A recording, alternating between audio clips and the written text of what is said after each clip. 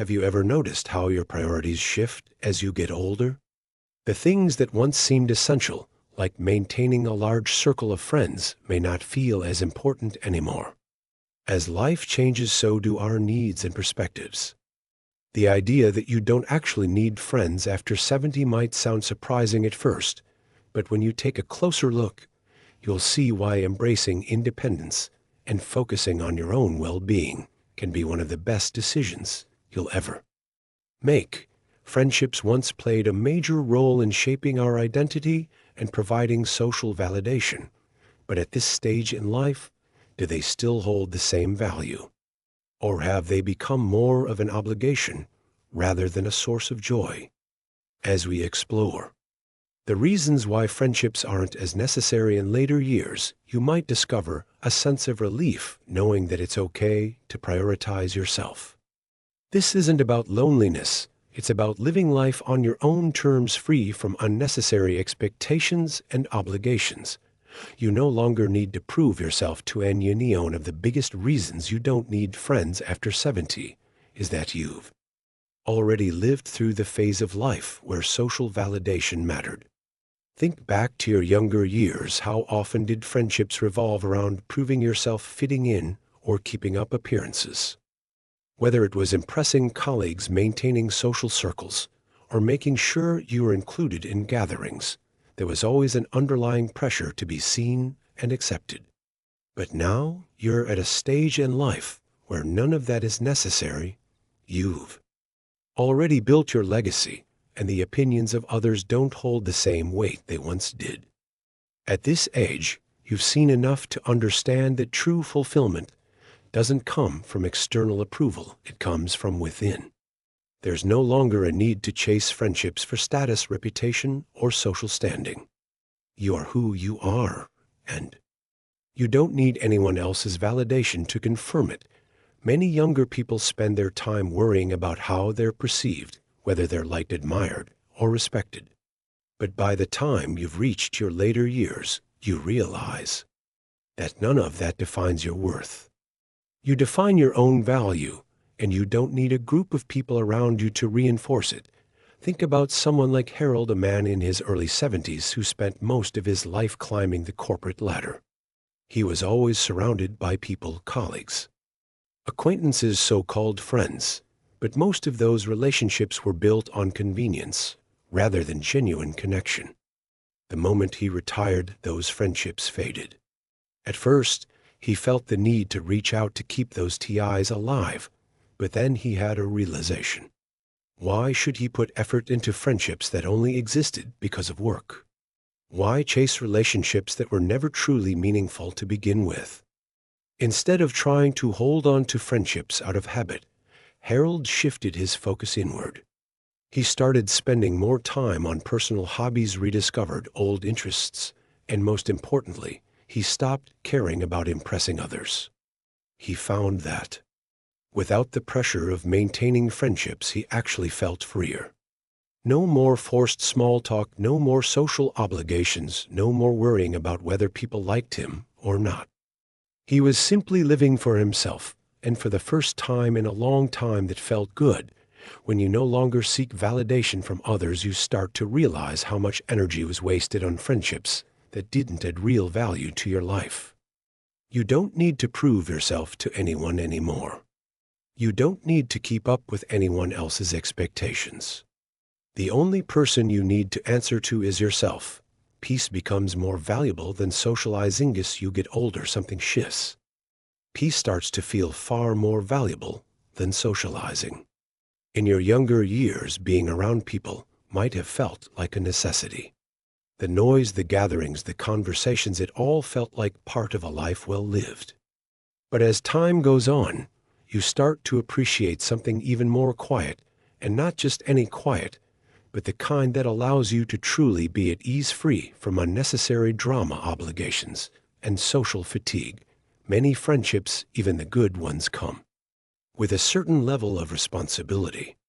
There are phone calls to return invitations to accept and unspoken expectations to maintain contact. It's not that friendships are bad, it's just that at a certain point, they can start to feel like more effort than they're worth. The truth is you don't have to spend your time trying to keep up with others. You don't have to feel obligated to be available just because someone expects you to be. You've reached a stage in life where your time is your own and you get to decide how to spend it. Take Margaret, for example. She's 74 and used to have a large circle of friends. Lunches, group calls, holiday gatherings, her calendar was always full. But as the years passed, she noticed that many of these social interactions felt draining rather than fulfilling. The conversation started feeling repetitive, the same stories being told over and over. Some friends only called to complain. Others seemed more interested in gossip than meaningful discussions. The joy of companionship had slowly turned into a routine she no longer enjoyed. One day, Margaret decided to step back. She stopped feeling guilty for saying no to invitations she wasn't excited about. She let go of the pressure to respond to every call or text immediately. Instead, she started embracing the quiet. She found that the time she once spent managing friendships was now hers to use however she pleased. She took longer walks, spent time in nature, read books she had been meaning to get to for years. Most importantly, she realized that solitude wasn't lonely, it was peaceful. And that's the beauty of this stage in life. You're no longer obligated to fill your days with constant activity or conversation just to feel connected. You get to enjoy your own company without the need for constant validation from others. You get to choose peace over pressure, calm over chaos. If you've ever felt guilty for pulling back from social obligations, remind yourself of this. You're not withdrawing from life. You're embracing a new kind of fulfillment. The kind that comes from within. The kind that doesn't rely on anyone else. And that kind of peace is something that only gets better with age. One of the most liberating realizations after 70 is that having a large number of friends is no longer necessary. The idea that you need a full social calendar to feel fulfilled is something that society has conditioned people to believe for decades. But the truth is, as you get older, the quality of your relationships becomes far more important than the quantity.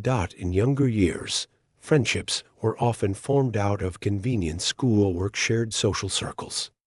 But by the time you reach this stage in life, you've seen friendships come and go.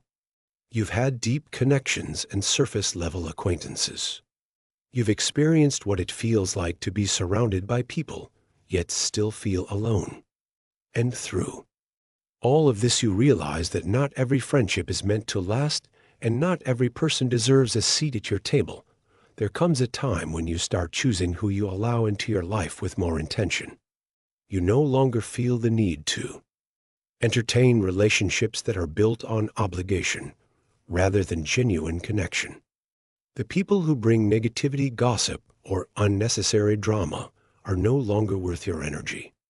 The friendships that require too much maintenance or feel one-sided no longer fit into your life. Take Robert, an 80-year-old man who used to believe that maintaining friendships was a sign of a good life. He would call people, check in on them, make plans, even when he didn't feel like it, just to make sure he wasn't losing touch. But as he aged, he started noticing something. Some of these friendships were not adding anything positive to his life. Some were exhausting, draining, and even frustrating. He had spent years investing in people who rarely made the same effort in return. One day, he decided to let go of the relationships that no longer served him. He stopped making calls to people who never called him first. He stopped feeling guilty for declining invitations that didn't excite him. Instead, he focused on the very few people who truly mattered, the ones who genuinely cared for him without expectation. He found that by doing so, he had more energy, more peace, and more time to do things he actually enjoyed. When you reach a certain point in life, you realize that it's okay to be selective. It's okay to say no to relationships that feel forced. It's okay to prefer solitude over meaningless interactions. You don't need to fill your time with people just for the sake of having company. You don't need to justify why you prefer a quiet evening alone over a group dinner. You get to decide who stays in your life and who doesn't, and that decision is yours alone. This shift is not about cutting people off for the sake of it. It's about valuing your peace over social expectations. It's about knowing that you've given enough of yourself to others, and now it's time to prioritize what makes you truly happy. At this stage in life, your energy is precious, and where you invest it matters more than ever. One of the greatest realizations that comes with age is that life is no longer about fulfilling obligations to others. After spending years being responsible for family, friends, and work relationships, this stage of life offers something many never fully embrace the freedom to live entirely for yourself for decades. People are conditioned to believe that they must always be available, sociable, and accommodating to those around them. They are taught that a full social calendar is a sign of a meaningful life. But what if true meaning comes not from constantly surrounding yourself with people, but from embracing the independence that comes with solitude? Many older adults who finally let go of social expectations find a sense of relief they never expected. They no longer feel the need to respond to every phone call, attend every gathering, or maintain relationships out of habit rather than desire. Instead, they focus on what truly brings them joy, whether that's reading in silence, walking in nature, or simply sitting with their own thoughts without distraction. Take Eleanor, a woman who spent most of her life as the glue that held her family and social circle together. She was the one who always planned the reunions, remembered birthdays, and made sure everyone stayed connected. But as time passed, she noticed that many of these relationships were one-sided. She was the one making the effort, while others rarely reciprocated. One day, she decided to stop chasing after people. She stopped making the first phone call. She stopped waiting for invitations. And something surprising happened. Instead of feeling lonely, she felt liberated. The time she once spent trying to maintain relationships was now hers to use however she pleased. She rediscovered old hobbies, explored new interests, and for the first time in years, she felt at peace with how she spent her days. Letting go of the expectation to always be surrounded by others is not about rejecting companionship. It's about choosing freedom over obligation. It's about understanding that life's greatest moments don't always have to be shared with a group. Some of the most fulfilling experiences happen in solitude, in the quiet moments where you are fully present with yourself, living a life free from guilt. Only of the most powerful transformations that happens after 70 is the ability to let go of guilt. For so long, people feel obligated to maintain relationships even when they no longer serve them. They say yes to gatherings they don't enjoy. They keep up with people out of duty rather than genuine interest, and they feel guilty when they prefer their own company over socializing. But what if there was no guilt in choosing yourself? As people age, they begin to realize that time is too precious to be spent on things that don't bring them joy. They start to understand that saying no to things that drain them isn't selfish, it's necessary. Think about Robert, a man who spent his early retirement years feeling obligated to maintain old friendships. He would force himself to go to weekly coffee meetups even though he no longer enjoyed them.